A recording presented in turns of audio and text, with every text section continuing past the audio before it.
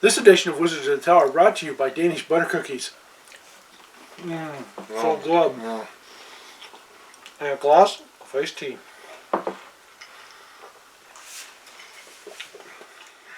Welcome to Wizards of the Tower. Roleplay.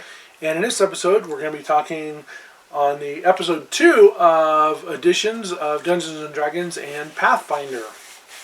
Edition Wars. Part 2.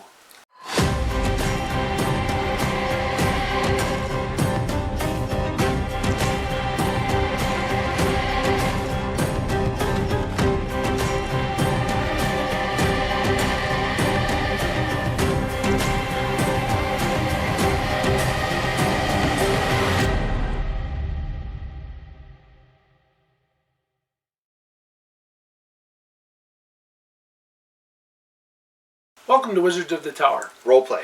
And in this episode, we're going to be talking about the second part of the editions of Dungeons and Dragons and Pathfinder. We decided to break it up into 2 parts because it's a big subject. It is a big subject. You can tell. There's a stack of books here. Well, and I got another stack over here. We wanted to do it justice because we wanted to give everything kind of a thorough airing. So we talked about excuse me. We talked about D&D editions 1 to 5. Which are right here, the good, the bad, the strengths, that sort of thing. But we want to kind of compare it then to its rival, and that's Pathfinder. Right. Now, Pathfinder is basically considered Dungeons and Dragons 3.5. 3.75.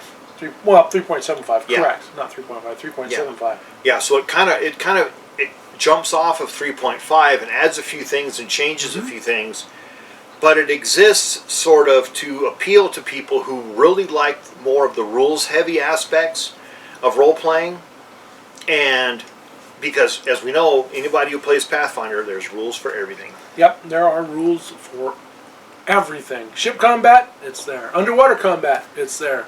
Horseback combat, it's there. Aerial combat, it's there. It's there. Drowning, it's there. Running out of air, it's there. You name it. There's a rule for it, which kind of bogs it down a little bit, but it doesn't make it where the DM is inconsistent because there's a rule for it. Right. And instead of having to come up with a rule, it's there. The great thing about it is that, and I've said this to many, many people, and we'll back up a little bit. We had a group. A pretty good sized group of people. It was a good gaming group. Experienced people, very consistent, who played for a long time. One of the people in the group wanted basically to change to 5th edition. They wanted to back out of Pathfinder and they wanted to go to 5th edition. Now they weren't like, oh, I'll do what the will of the group is. No, they were like, I'm going to do it and I'm not playing with your group anymore because I'm going to 5th edition. Yeah, and he took a couple people with him. Yeah. And we broke our group up. And I've always been very bitter about that because we had a very good group with several DMs in the group. And Delaney got to play in that group and didn't have to DM. And all of a sudden, when that group broke up, now all of a sudden she has to DM all the time because it's very difficult to find people who want to DM Pathfinder because it is kind of complex. Right. Yeah, and it was a total of... We play 5e all the time, no exception, or I leave. It wasn't this, okay, we'll play 5e. Sometimes we'll play Pathfinder, sometimes it's 5e all the time, or I leave. It's an alternate. I don't want to play Pathfinder anymore. I want to play 5e. I play 5e. Yeah, it's much better. It's brand new. It's got all these things. It streamlines, blah, blah, blibbity, blabbity, whatever. And basically it was an ultimatum, and they broke the group up. Which left a bad taste in our mouths. Yeah, exactly. And I've always been very bitter about that because we had a very good group. Yeah. So, I don't know why they decided to turn against Pathfinder because my argument was, well, you're willing to leave the group for 5th edition. What are you going to do when 6th edition comes out? Or 7th edition? Or 8th edition? Yeah. Are you going to break up other groups then? Because they don't want to move on? Are you just going to keep moving along? Are you going to buy the brand new 2001 Chevy, then buy the new 2002 Chevy, then the new 2003 Chevy? What are you going to do? So the interesting thing, too, is their argument was Pathfinder had too much bloat. There were too many books for it. And their excuse was that 5e would never have any more books. that was what was being said. That 5e would never have any more books. Well, 5e's got a ton of books and a ton of new rules and new classes and everything else. So it got the bloat system just again. Yeah. And then once again, what do you do when 5e comes, or when 6e comes out, or 5.5, whatever you want to call D&D Beyond, or whatever you want to call it? When it comes out, well, that won't happen because this is going to be the final version. No, it's never going to be the final version because corporations need to make money, and if they, as the way books are, the more you start producing, the less they start selling. The first few books sell really well, and they make a lot of money, but then after that, it starts going downhill. That's every game company. Exactly, and it just made me madder and madder and madder when I saw all the books coming out for 5th edition. I'm like, oh, look at that.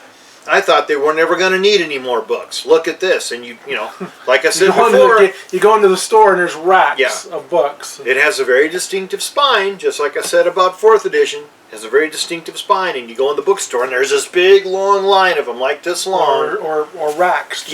Or racks just piled up like this of 20 books, you know, and you're like, oh, I thought that they didn't need all those. No. Yeah. They put them out because they want the money. So, what was the answer from 3.5 to 4th edition? Well, we went to Pathfinder. We voted on Pathfinder as a group, and we went to it. Yeah. And we still play this. We still play. This is what we play. Pathfinder. We don't play first edition. second. We don't play 2.1. We play 1st edition Pathfinder. I don't, and we'll talk more about the editions of Pathfinder later. But I'll tell you why I like Pathfinder. And everybody here can argue with me, whatever you want to do. I'll listen to you. But I'm going to tell you why I like Pathfinder. One, they have their own world called Galarian, and it's everything from Vikings to Africa to Chinese, Asian kind of things to pirates to Indians to vampires to horror to the Mammoth Lords to all that stuff. Okay, it's a very big, open, very well developed world.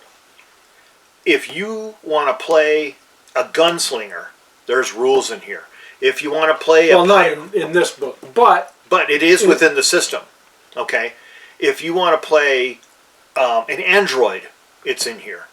If you want to have laser combat, there's rules for it in here. If you want to play a pirate... Now, when he says in here, he means within the Pathfinder rule system. Not within this book. Not actually within the first basic book, no. But the great thing about the first basic book is it introduces you to all the classes that you can work off from then on. Yep. And it is so varied, and there's so much to it when it comes to character development. Really, character development is what it's all about. Okay? Now, you're going to look at the thickness of that book. Why is Pathfinder so much thicker than the Player's Handbook? You're thinking to yourself, well, that's too many rules to know. Well, this book here, the Pathfinder rulebook, isn't just the Player's Handbook. This is also your DMG. Yeah. Anybody who's ever paged through that, you know there's like 30 pages of magic items in the back, right? Yeah. Okay. That's really amazing. It's broken up really well because you've got your classes. Yeah. It's really kind of chronological order about how you would create characters. Your spell systems are in there, which are great. All your spell lists, your basic spell lists, because there's others. Okay.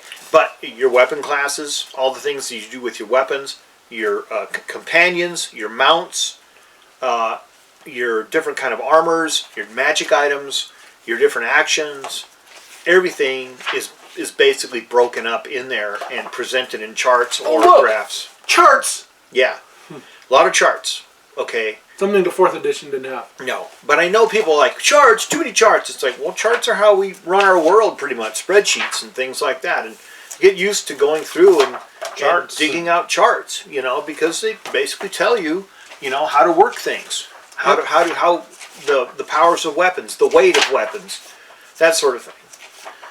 That's why I like Pathfinder. Yeah. And, you know, they also show you the weapons. They have the art of the weapons and the armor and everything else. So, we've been working on Pathfinder now for quite a few years, and the people we've been playing with, I think by and large, I think people generally like Pathfinder, although it can be a little heavy at times and a little clunky, especially when it comes to combat. And slow. But that doesn't mean you have to make it that way. The great thing about Pathfinders is how variable and how mutable it is as a system. Now, you can speed things up and slow things down. It's all according to the DM and what the DM wants to do. Okay? So if you want to speed things up and make that kind of action faster, you can do it. It's just up to the DM. Yeah. So the thing is, we've been playing within the Pathfinder universe, and Delaney's been DMing a lot. We've had other DMs in it. Yeah, we've had other DMs in it. Yeah. But the thing is everybody has their own little way of doing things, and it's always fit in to the Pathfinder universe. Yeah. The players we have love Pathfinder. Now, there's 2 of them that do play 5e.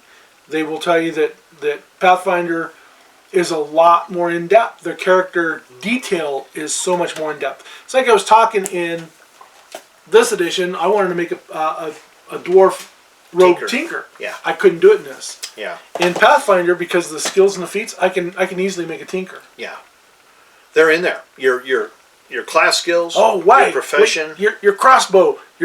I can make that fire a little bit faster if you want. Yeah. Can't do that in here. Yeah. In this, roll your skill. Okay, yeah, it fires a little bit faster. Maybe you make it a hair trigger, or maybe maybe you have an advantage when you roll. Maybe it's a +2. On it or something like that. You know. There's a lot of things in Pathfinder that kind of would grab you up. One is the world of Galarian and all the different adventures that take place in it. And it mentions a lot of things in the basic rule book about the world of Galarian. So if you it used to come with a map of Galarian in there somewhere. And I'm not sure if this one even has the map in there. But they used to have the folded up map of Galarian in there so that you can unfold it. I don't think it was in any of these books. I think it was in a different book. You think that was in the advanced? No, you're thinking a different book. Because it's not in here. And it's never been in here. One of the things I hate about the Pathfinder book in Paizo, these books fall apart like mad. Well, that was one of the things. Okay, when we were starting to play it, we had some players come in and they had bought used ones. And they're like, you can go down to the bookstore. I can still find 3-5 D&D books, and they're in great shape. They may have been used up a little bit. But the big problem here with these first edition Pathfinders is that essentially there's never going to be hardly any used ones because they fall apart. And finding a brand new Pathfinder hardbound is like finding gold. It's like trying to find a first edition. Yeah. And finding one that's not falling apart. Because most of them are falling apart. You can get the pocket edition. Now, the great thing about Paizo and Pathfinder is every rule for first edition and second edition is online. Yeah. You can play this without buying this book. Yeah. You cannot play this game without buying this book. You have to buy this book, or somebody has to have this book. This book you don't have to have. Everything is out there. Arcos of Nethys and Pathfinder Wiki. All of the rules for Pathfinder, first and second edition, are available on the internet for free. Or you can buy the PDF of these books for, I think this was a $50 book. I think it's $49.99 or $49.99, yeah. And you can get the PDF for $20. So if you want to have your book on your PC or your tablet or even on your phone, you've got the rules there. Yeah. You can't do that with these books. So one of the things is, and Delaney is completely right about, the differences. Not that I don't have PDFs of this book. Yeah. One of the things that helps me a lot with Pathfinders, we do have electronic character sheets that we use, that we change. Okay. We talked about the rise of social media with 4th and 5th. The rise of social media with Pathfinder really helped me become a better player. When we were in 3.5, I had the paper sheets, and I was scrawling and writing and scribbling and stuff, and I was never quite correct. Now, we did go to something called the One Sheet. Right, which was an Excel spreadsheet somebody put together that was fully automated. And it worked pretty well. But what worked the best for Pathfinder is when we got the thing from Lone Wolf Development and we got it on our computers, and all of a sudden it just opened up a whole world Yeah. of keeping your character Oh, intact. somebody casts Bless on you, check the box. Somebody Check casts the box. Prayer on you, check the box. Yeah. Somebody casts Bull Strength on you, check the box. Somebody casts Slow on you, check the box. Yeah, I mean, somebody cursed you, check the box. You can play multiple characters and keep track of them, and your mounts and your enemies, all using an electronic spreadsheet that works quite well. And it's all set with the Pathfinder rules. So not only just a Pathfinder, but all the other Pathfinder books that came out. Yep. You know, the Starfinder. Yeah, exactly. All the other editions. Call of Cthulhu. Even Call of Cthulhu. So I don't want this to turn into a sales pitch for Pathfinder. Okay, you guys know that we play Pathfinder. We're Pathfinder players.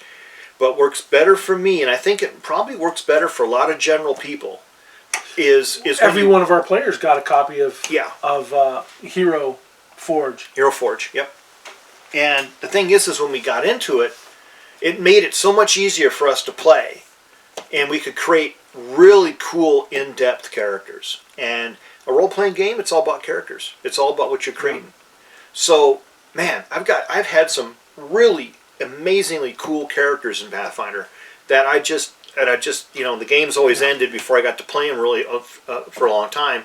But I really enjoyed playing them because there were rules for everything in there. Where I have stories of first edition, Tom's got stories of Pathfinder. Yeah. You know, for his characters. I don't get to play Pathfinder that much, so or play as a player. I DM it mainly. Delaney has to DM because so I don't get to have the stories of my characters as much. Yeah. I've got a couple that I have, but they aren't quite what the first edition were.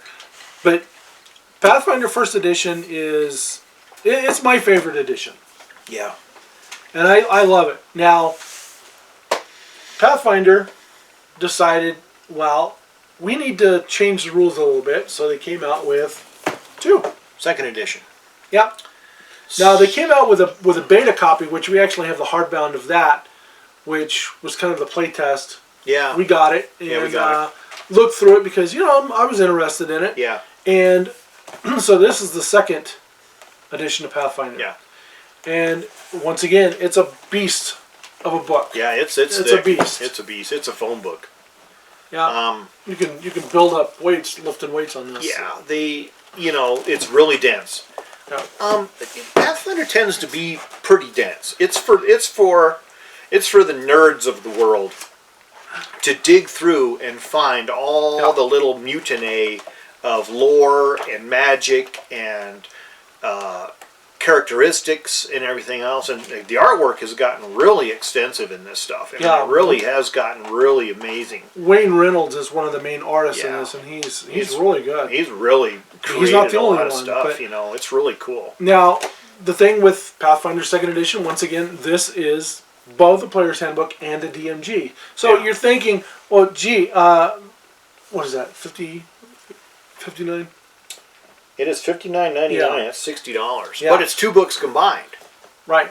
Crap, that is heavy. Yeah. Man.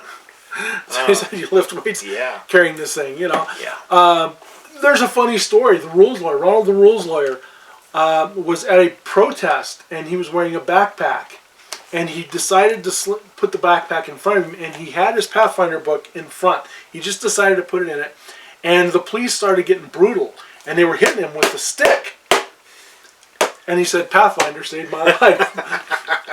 I could see that. That thing would stop a It's bullet. armor. Yeah, stop a bullet. I thought that was the funniest story. It was protest for diversity, equity, and inclusion.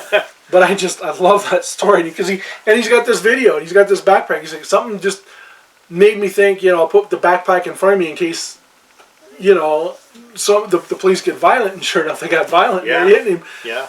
And he had that protecting. So that's just kind of a little anecdote. But anyway, with Pathfinder, we haven't played Pathfinder 2nd Edition. I want to play this. There's a lot of things that I really like about Pathfinder 2nd Edition. The 3-action economy. So you're not getting all this, well, I've got 40 attacks, choo.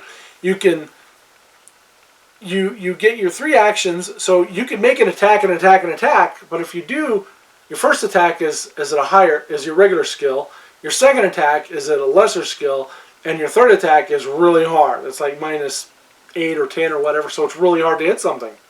So in your 3-action economy, you could move, you could debuff the enemy, or defend and attack. So if you're using your shield, if you don't say, I'm using my shield to block, then your shield doesn't count for your armor class. But your shield then will take damage, and your shield can get damaged and broken. Yeah. Which I like. I kind of like that. It's more rules to keep in track of, but it's a cool rule. And I like the fact that you as a player, so if Tom and I are playing, I can move up and I say, I'm going to intimidate the enemy. That now works as a debuff on the monster for when it tries to attack Tom's character.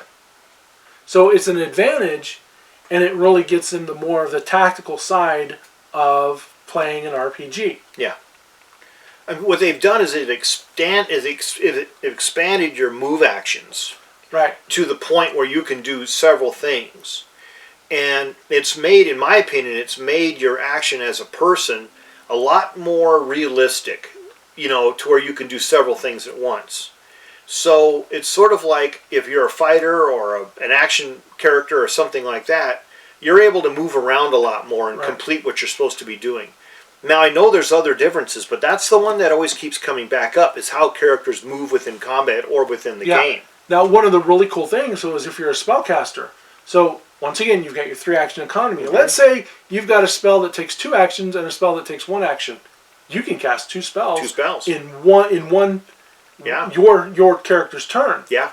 That's really cool. That is really cool. Well, okay, let me ask you this. I'm not really quite sure about that. If you get a 3-action, is there a free action anywhere in there? The free action doesn't count in the 3 actions. So okay, so you can actually do 3 things if you're a spellcaster. If you're a cleric, you could burst, you could do a short spell, and then you could do a long spell. I'm not sure how the bursting works in this, but in Pathfinder 1, a burst is a free action. It's a free action. So is a hex from a witch. Yeah. So is talking to your cohorts. Those are free actions. But if you wanted to say, well, I'm pulling out a potion to drink it, that's 1 action. Okay, now that makes sense. That makes total sense. So now I'm pulling out my potion and drinking it. I'm stepping up and I'm attacking. There you go. See, that to me, and I don't have anything against 2nd edition. We just happen to be doing our game right now in 1st edition. That doesn't mean that if we move on, we're going to do a 2nd edition. That's fine with me. I'll go through it and I'll check out the rules. That's fine. I usually rely on Delaney to tell me how the rules work because I'm kind of, it's pretty dense for me. There's a few things that I can dig through, but digging through it is really hard. But I wouldn't be adverse at all to playing 2nd edition Pathfinder. That's fine. I love the economy of motion that you have, and maybe it would speed up combat a little bit. Yeah. But it would take some of the things that needs to be corrected about the 1st edition and add some better 2nd edition aspects to it to make it more of a better system. Right. The bad side of Pathfinder 2nd edition, there's still a lot of rules here. But once again, you've got rules for everything in this book. Let me ask you a question. Just a theoretical. Can 1st edition and 2nd edition work together? I don't think you could probably really mail it together, form it together and try and do it. I don't know how well it would work together. Okay, because I think that maybe there's things that people like about 1st edition that may not be in 2nd edition that they don't want to get rid of, but they still want to play 2nd edition. One of the things with 2nd edition is when it comes to character generation, it's not either rolling your dice or your point buy. You can still do that, but they've really changed that up. So you get, based upon your race, you put points in somewhere. Yeah. Based upon your class, you put points in somewhere. Yeah. Based upon a few other things, you get some points. Okay. So you build your characters up based upon points. Okay. So you don't get all these characters in the old system of 1st edition Dungeons and Dragons. If you rolled 3d6s, it's a possibility you could come up with an 18. It's not likely you're going to come up with 6 18s, but it's possible.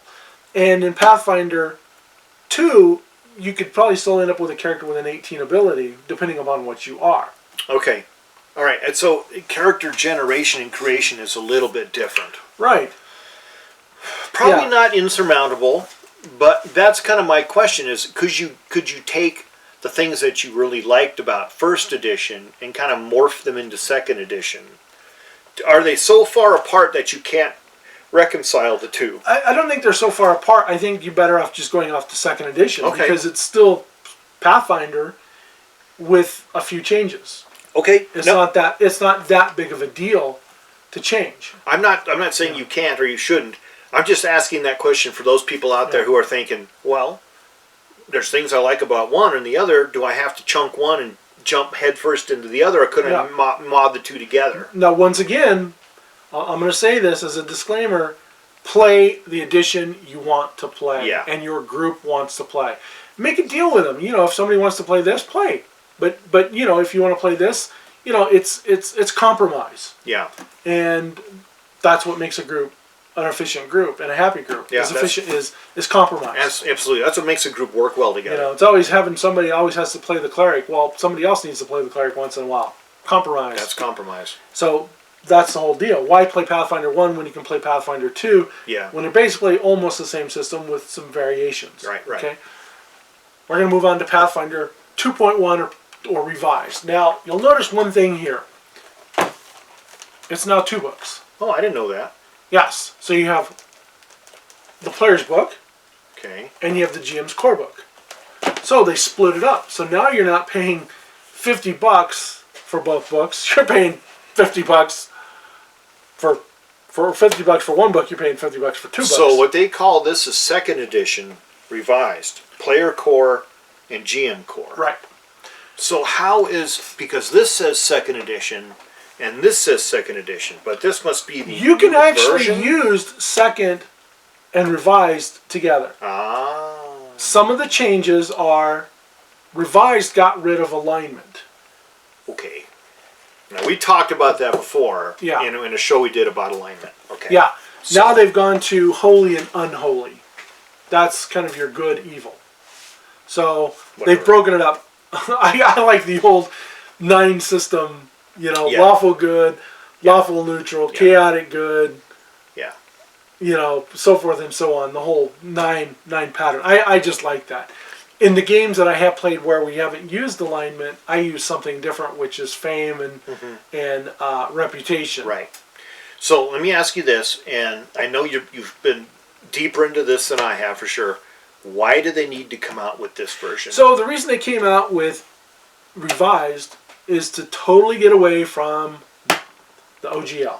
D&D. Yeah. The D&D universe thing. Yeah, the open gaming license, which Hasbro said not long ago with this edition that, hey, you're going to have to pay us if you make X amount of money.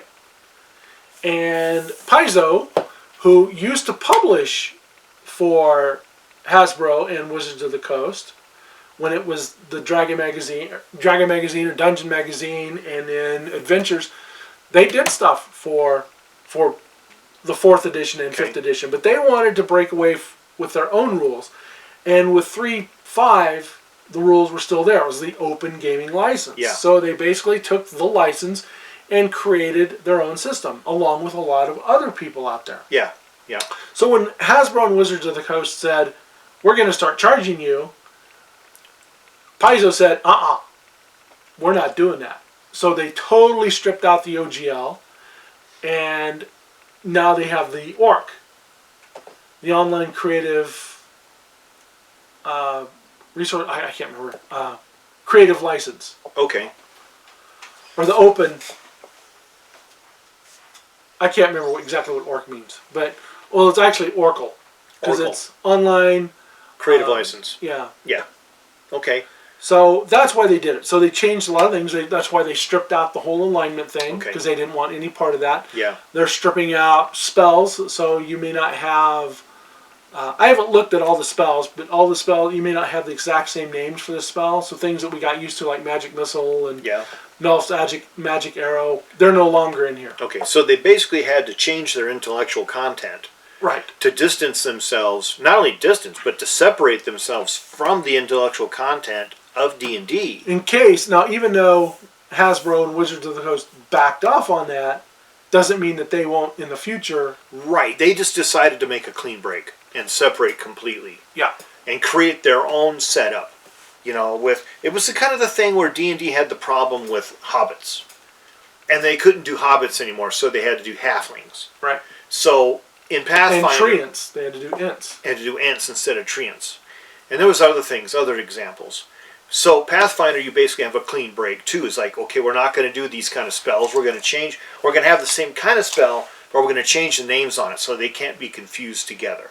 And I understand. Yeah. I mean, they want to basically back away from that, pull away from it, so that they're not, confused in that universe anymore. So that you have Pathfinder, when they used to just be like this, now they're really definitely splitting like this. Yeah. Now, I think they did that as a survival tool. Yeah. To keep from getting sued by Hasbro in the future for intellectual property infringement or something. Because corporations, as most people know, can be really fickle about that kind of stuff. And I understand it's for their own survival, and that's fine. But the thing is, when they fight amongst each other about intellectual property, it can get pretty bitter. So the thing is, it's just break away. Yep. Now the other thing with Pathfinder is Pathfinder Revised became deadlier. Because now you've got this 3 death thing. So if you go unconscious, that's 1 check against you. And if somebody heals you up, you still have that 1 check. And if you go down again, that's 2 checks. And if you go down again, I can't, I'm not saying this quite right, but this is some way of like it. And if you go down the 3rd time, you're dead. Yikes. So death is far easier in Pathfinder Revised than it was in 3.5 and 4th edition and 5th edition with your short rest and your long rest and your extremely long rest and your I'm going to do this rest and I'm going to do that rest. And with Pathfinder you had, you went below 0, you had to make your saving throw and to stabilize. And if you didn't stabilize, then you went a point under. And once you got to negative in your constitution, then you were dead. Yeah, I mean, to me it seems like Pathfinder has always been kind of edgier when it comes to stuff like that. When it comes to combat, when it comes to death, when it comes to the darkness of the game, Pathfinder is always a little edgier. Yeah, and the way I look at Pathfinder with that negative hit points to your charisma is it's like going into a coma. Yeah. So, okay. Whereas Pathfinder Revised, like I said, it's a lot more deadlier. You go down, so you get healed back up. You've got 1 strike against you. If you go down again, or somebody blasts you to negative, well then there's 2 strikes against you, and now you're dead. So okay, so we have the differences right here. Right, and if you'll notice, here's all the versions of. Well, of course, there's a couple of books I added in here. Compared to this, it all equals out to about the same height of a book. Yeah. We play Pathfinder for specific reasons. I don't think we're ever going to switch back to D&D. Now, let me ask you a question here. Are they coming out with another D&D? They are. And what's it called? Nobody's really sure. Okay. Whether it's 5.0, 6.0, D&D Beyond. People call it varying different names. But they are coming out with a new book. It will be, I think it's 2024. There's going to be a new book for Dungeons and Dragons, and there's all this negative that you might have to get things through Wizards of the Coast instead of bookstores, because they have cut their distribution with Penguin, I think is the name of the company, which distributed a lot of their books. Penguin's a big publishing company. They really are. Yeah. See, I that makes me uncomfortable. Okay, that's just me. That makes me uncomfortable. They're also pushing more for an online game with playing it online with instead of having this, you're playing it on a desktop computer with somebody halfway across the United States. That sounds cool to a certain degree. However, the whole concept about role-playing games is you got together around a table with a team, and it was a social aspect. Yeah. Nerds, for once, could sit around a table with other nerds and be part of a nerd group and be in their safe nerd space. Right. Where everybody was maybe not your friend, but at least they accepted you to the point where you would play games with them. That's what made it very important. To a lot of people, that was their only social output and their only social interaction. The time I played 5e, I played online. Yeah. I didn't have the camaraderie. Yeah, there were some laughs. And other games that I've played, there's some laughs. But when I meet with our Pathfinder group, I have a lot more laughs, and we can talk and take a break and talk about other things, movies or other game systems or whatever. We can just chat and just kind of, I don't know, kind of be in an element and kind of share a meal together. And it's just more of camaraderie to me. It's a social interaction that we do. I mean, I won't say that we're really tight friends, but we're really friendly, with each other as a group, and we keep up with each other and everything, and that's really important. As the world becomes more isolated, and we become more cut off from each other, one of the things that used to make us really tolerant of each other's ideas and opinions, even if they were different, was that we interacted on personal levels. We sat down and we could agree to disagree. Exactly, and that's one of the things that, for me, because of playing Pathfinder all these years, has really taught me is to be tolerant and to sit with someone who I may not agree with, but I can still game with them and have a good time with them. And so that kind of toleration is what bred that kind of moderation in me. Online, you can be anything you want. You could be lying, you could be cheating, you could be stealing. It doesn't matter. You're completely anonymous. And I really don't think that's where the whole role-playing aspect of the games should be going, in my opinion. Now, is it a safer place for somebody who might be of a particular religion or a particular gender or gender expression? Online tends to be a little bit safer for them unless they know that they can get into a group that is accepting of them. Well, that's part of it, though. Right. Okay, in my opinion, that's part of it. Okay, I mean, I don't want to game with a Proud Boy. I'm sorry, I'm not going to do it, okay? But if you're, socially conservative, I think that's fine. We'll game with you as long as because we have a hard and fast rule. No politics, no religion. They don't belong at the table. Keep them off. Yeah. If you want to chat later on about it, that's fine, but keep them off the game table. We're here to game. We talk about nerd stuff, movies, comics, whatever. Books, games. Okay? That kind of stuff, all right? So that allows us a chance to interact with people who are different than we are. And it really is a safe space. I will say that because we've had, several people who really, I think maybe we were their only social interaction, interacting in our group, and we were a safe space for them, and it was really important. That's what makes role-playing games so important, And that's why, Pathfinder has been such an important part of the game system for me. And I would hate to lose that social interaction and go to complete online because, what? Are we just all going to be staring at our phones forever? Well, the other thing, too, is most of these online games, you got to pay 10, 15, 20, 25, 30 bucks every session. Man. I don't want to do that. No. I don't want to have to pay to play. No, me neither.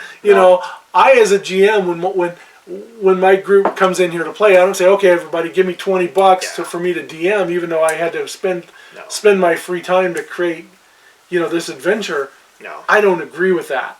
The only thing we do is when we do our communal meal, everybody brings something for the communal meal. But that in itself is another part of social interaction, that you bring something to the meal. Now, in the past, when we did our communal meal, we've had people just show up and eat, and they don't do anything. And that's always been a source of friction because you realize that's the kind of people they are, that they're just a bunch of takers. And they always didn't work out very good when it comes to game because you could, their social interaction skills were pretty limited. So I would like to say one more thing before we get close to ending here. Is in the future we're going to take a closer look at the Pathfinder the new series of Pathfinder and see what kind of differences it would be with the Pathfinder First Edition, and whether or not it's one of those things where we would like to play it, or it's maybe just too complex, or maybe it's too bulky, or something's wrong with it that it doesn't seem to be working. I can tell you right now, I'd play it. Well, I would play it. Yeah, but you haven't played it yet. I haven't played it yet. Okay, see, that's the thing. Because once again, for me to play it, I'm gonna have to pay somebody online to play it. Well, I And mean, don't that's wanna another do that. thing we could look into doing is working on getting a second edition Pathfinder game somehow, and then we can kind of talk more about playing it and see how it functions, see how it works as an actual game system. Well, and then you also have your group. You know, does your group want to go out and buy, you know, this $50 book? Yeah. You know, they've already bought a $50 book Yeah. or $20 PDF. Yeah. You know, so maybe they don't want to go out and buy another $50 book. But then again, understand. they can buy another $20 PDF. I understand. But in the future, what we'll do is we'll try to come up with a better review of this gaming system, so we can talk more about it in that sense. Yeah, from what I've read, I like second edition, and revised is pretty much the same with some changes, some minor changes, like I said, alignments and spell names and a few other things. But the other thing that they did in revised is they stripped out the champion, aka Paladin, and the barbarian, and I think might have been one other character class. But anyway, that's another book. But we'll look into that. Yeah. Okay. So anyway, I think we're going to end this episode of Editions with the Dungeons and Dragons and Pathfinder. And we hope that you like, share, subscribe. If you want to make a comment, please do so. We always try to reply to every comment that you make. And anyway, thanks for watching Wizards of the Tower. Role play. And may all your adventures be epic. And keep on rolling. Thanks, folks.